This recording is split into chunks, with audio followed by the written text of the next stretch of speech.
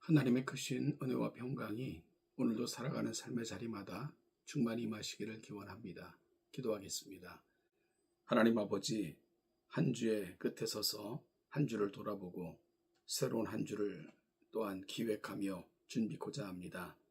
하나님께서 오늘도 우리에게 성숙된 마음과 지혜로운 마음을 주사 잘 점검하고 하나님 원하시고 기뻐하시는 것들로 채워 또 한 주를 시작하게 하옵소서. 감사드리며 예수님의 이름으로 기도하옵나이다. 아멘. 오늘 보실 하나님의 말씀은 열왕기상 15장 16절로 24절까지입니다. 열왕기상 15장 16절로 24절까지를 같이 읽겠습니다. 아사와 이스라엘의 왕 바하사 사이에 일생 동안 전쟁이 있으니라. 이스라엘 왕 바하사가 유다를 치러 올라와서 라마를 건축하여 사람을 유다 왕 아사와 왕래하지 못하게 하려 한지라. 아사가 여호와의 성전 곡간과 왕궁 곡간에 남은 은금을 모두 가져다가 그 신하의 손에 넘겨 다메섹에 거주하고 있는 아람의 왕 헤시온의 손자 다브림몬의 아들 벤하단에게 보내며 이르되, 나와 당신 사이에 약조가 있고 내 아버지와 당신의 아버지 사이에도 있었느니라. 내가 당신에게 은금 예물을 보냈으니 와서 이스라엘의 왕 바하사와 세운 약조를 깨뜨려서 그가 나를 떠나게 하라 하매, 베나다시 아사 왕의 말을 듣고 그의 군대 지휘관들을 보내 이스라엘 성읍들을 치되 이온과 단과 아벨 벳마아가와 긴네렛 온 땅과 납달리 온 땅을 쳤더니 바하사가 듣고 라마를 건축하는 일을 중단하고 디르사에 거주하니라. 이에 아사 왕이 온 유다에 명령을 내려 한 사람도 또 모면하지 못하게 하여 바하사가 라마를 건축하던 돌과 제목을 가져오게 하고 그것으로 베냐민의 게바와 미스바를 건축하였더라. 아사의 남은 사적과 모든 권세가 그가 행한 모든 일과 성읍을 건축한 일이 유다왕 역대 지략에 기록되지 아니하였느냐.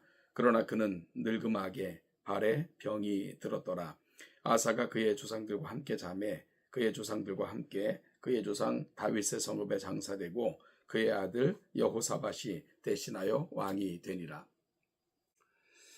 오늘 본문은 남유다의 아사왕과 북이스라엘의 바하사왕 사이의 전쟁에 관한 내용을 전해주고 있습니다. 남유다의 르호보암과 북이스라엘의 여로보암 이후 지금의 아사와 바하사에 이르기까지 전쟁이 지속적으로 이어지고 있습니다. 오늘 본문에서는 북이스라엘 왕 바하사가 유다를 침략함으로 전쟁이 발발하게 되었습니다. 이에 대한 구체적인 내용은 역대기의 병행 구절들을 통해 조금 더 명확하게 확인할 수 있습니다. 선왕이었던 아비암이 여로보암을 쳐서 크게 이긴 후 남유다는 10년간 평화를 누렸습니다. 아사왕은 이 기간을 이용하여 우상을 제거하고 여러 성읍을 수축하였으며 군대를 강화하였습니다. 그때 구스 사람 세라가 무수한 군대를 이끌고 유다 땅을 침범했지만 여호와의 도우심으로 또한 완전한 승리를 거두었습니다. 하지만 이로 인해 남유다의 군사력은 약화될 수밖에 없었습니다. 그러자 이를 틈타 북이스라엘 왕 바하사가 남유다와의 전쟁을 준비하기 위해 그리고 남유다와 사람들이 정치, 종교적으로 왕래하지 못하도록 하기 위해 남유다를 침략하여 교통의 요충지였던 라마의 성을 건축하려 했습니다. 이에 아사는 성전 곡간과 왕궁 곡간의 모든 은금을 취하여 아람왕 베나닷에게 보내어 군사적 도움을 요청했습니다. 그만큼 남유다의 상황이 다급하였던 것을 입증해주고 있는 것이지요. 하지만 하나님이 아닌 강대국의 힘을 의지한 아사의 처우는 결코 여호와 보시기에 합당한 것은 아니었습니다. 열왕기에서는 아사가 아람을 끌어들인 것에 대해 분명한 평가를 내리고 있지는 않지만 역대기에서는 이 사건을 여호와를 의지하지 않고 이방 왕을 의지한 명백한 범죄 행위로 규정하고 있으며 이런 그의 잘못을 책망한 선지자 하나니를 옥에 가둔 사건은 하나님께 대항한 고의적 범죄에 해당하였음을 분명하게 밝히고 있기 때문입니다. 아사는 아람왕 베나닷에게 사절을 보내 북이스라엘과 맺은 약조를 깨고 자신을 도와 그를 떠나게 해달라고 요청했습니다.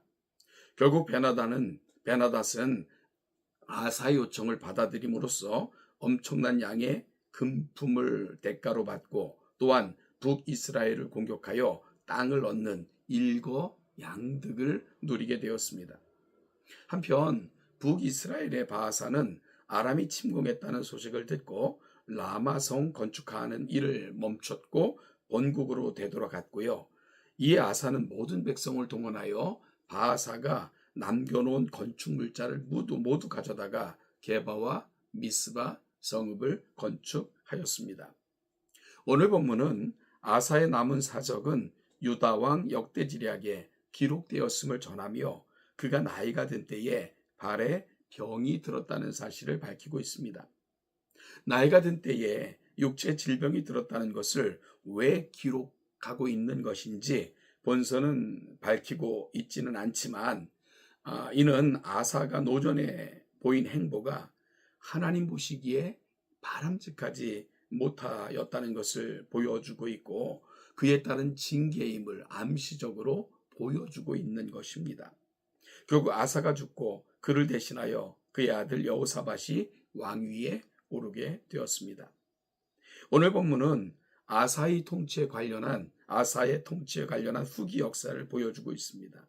그런데 이전 본문과는 다르게 아사의 불신앙적인 모습과 죄악된 행실에 집중되어 있는 것을 보게 됩니다. 먼저 그는 전쟁의 승리를 위해 아람 왕의 군대에 도움을 받고자 했는데 이는 이전에 하나님만을 의지했던 신앙에서 떠나 있었던 것을 보여주고 있는 불신앙의 죄를 지적하고 있는 거죠. 그리고 이를 위해 그는 왕궁의 곡간뿐만 아니라 성전 곡간에 남은 은금까지도 모두 취하여 아람 왕에게 바치는 일을 하였습니다. 아무리 왕이라 해도 성전의 곡간에 속한 것은 함부로 취할 수 없었습니다. 그런 의미에서 아사 왕은 돌이키지 못할 심각한 죄악을 범한 것입니다.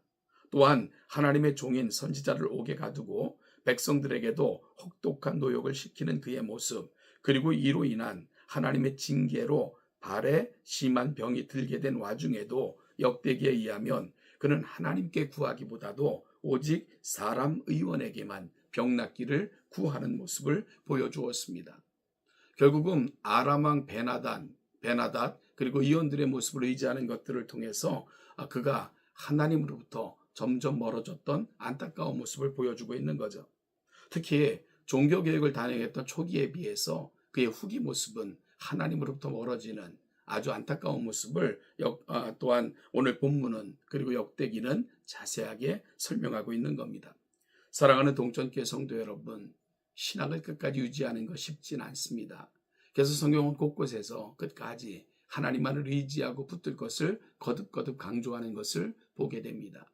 오늘 와사왕의 이야기를 통해 우리 안에 착한 일을 시작하신 그 놀라운 은혜가 지속적으로 남아 우리 삶의 내용이 되고 이를 통해 더욱더 하나님께 밝은 빛처럼 나아가기를 갈망하는 그런 인생 되어 주님 앞에 서는 그날이 가장 영화롭기를 소망하는 저와 여러분들이 되시기를 간절히 축복합니다. 아사왕은 안타깝게도 좋게 시작하여 하나님 앞에 설 때가 안타까운 모습으로 끝났지만 이것이 우리의 인생에서는 반대로 되어지는 놀라운 역사가 있어지기를 주님의 이름으로 축복합니다. 오늘도 하나님의 은혜가 여러분의 삶의 자리마다 충만히 임하시기를 기원합니다.